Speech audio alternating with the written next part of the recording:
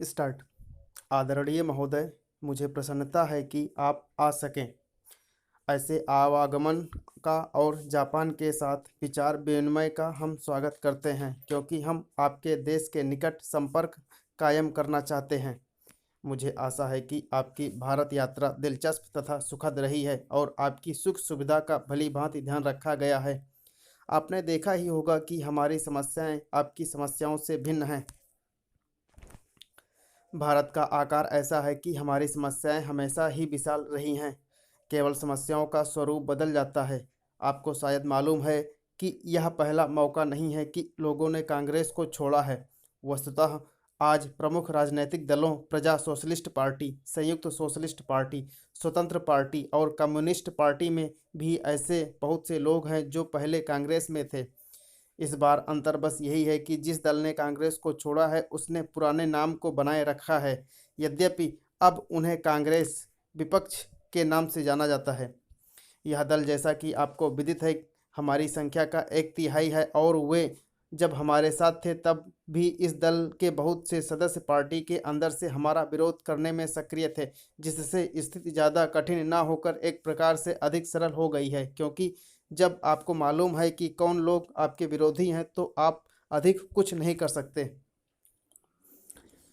आपने जिन दो बातों का जिक्र किया है उनसे अवश्य ही राजनीतिक जीवन में जटिलता आ गई है, लेकिन कांग्रेस में विभाजन हुए अब कई महीने बीत चुके हैं। इससे वैसी कोई उथल पुथल नहीं हुई जिसकी आशंका कुछ लोगों को थी और जिसके लिए कुछ लोग आशा कर रहे थे। देश और कांग्रेस दोनों ही ने इस विभाजन को सहज भाव से लिया है। अभी पिछले सप्ताह ही हमें संसद में सरकार की शक्ति परीक्षण में भाग लेने का अवसर मिला। सरकार को मिलने वाले वोट उसके विरुद्ध मतों की अपेक्षा तिगुने थे। एक संशोधन पर भी सभी विपक्षी दलों, विपक्षी कांग्रेस ग्रुप तथा अन्य सभी विपक्षी दलों ने हमारे विरुद्ध मत दिए, फिर भी हमें स्पष्ट बहुमत मिला। अतिवादी कम्युनिस्टों की कुछ और ही कहानी है। हमारे यहाँ लोगों के कई ग्रुप हैं जो सत्ता को चुनौती देते हैं। आदरणीय महोदय, हमारी राजनैतिक रणनीति सुस्पष्ट है। पार्टी और सरकार ने मध्यम मार्ग अपनाया है जो निश्चय ही कुछ वामपक्षीय सुझाव वाला है। अब हमें अपने लोगों को यह दिखा देना है कि इस मार्ग से चलकर हम अभीष्ट परिणाम प्राप्त कर सकते हैं, और परिणाम से मेरा आशय केवल विकास की बढ़ी हुई गति ही नहीं है, बल्कि सामाजिक असमानताओं में तेजी से कमी होना भी है। हमारी जनता की आस्था लोकतंत्रीय व्यवस्था में है। अगर हम तेजी से आर्थिक प्रयास संभव बना सकें तो लोकतंत्र में यह विश्वास और गहरी जड़ें जमा लेगा। यह सचमुच एक महत्वपूर्ण विषय है। हमारी पंचवर्षीय योजनाएं देश को आगे ले जाने के उद्देश्य से बनाई जाती हैं। अब हम 10वीं योजना की शुरुआत कर रहे हैं और आज हम तेजी से प्रगति कर सकने की स्थिति में हैं। जब देश का समग्र विकास होगा तभी सभी प्रादेशिक तथा अन्य समस्याओं को हल किया जा सकेगा।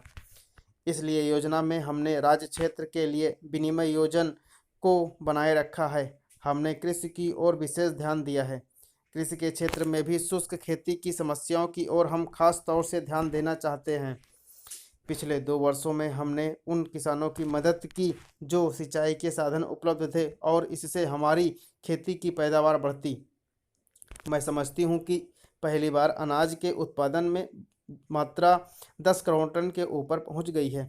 इसलिए जहाँ तक अनाज का संबंध है, हम आज आत्मनिर्भर हो चुके हैं। आर्थिक विकास का अपना महत्व तो है ही, लेकिन हमें यह याद रखना चाहिए कि वह कुछ हद तक राजनीतिक और सामाजिक शांति पर निर्भर करता है। इसलिए हमें देखना है कि आर्थिक विकास कुछ हद तक सामाजिक न्याय के साथ मेल खाता रहे।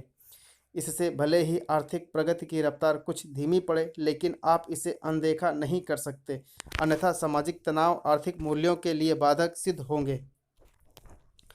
10वीं योजना में हमने 5.5% विकास दर की परिकल्पना की है और हम कृषि तथा औद्योगिक आत्मनिर्भरता को मजबूत करना तथा तकनीकी परिवर्तनों को सुदृढ़ आधार देना चाहते हैं। इस योजना के अंतर्गत विदेशी सहायता में भी काफ़ी कमी हो जाएगी। वस्तुतः हम सोचते हैं कि इस दशक के अंत तक विदेशी सहायता की ज़रूरत खत्म हो जाएगी।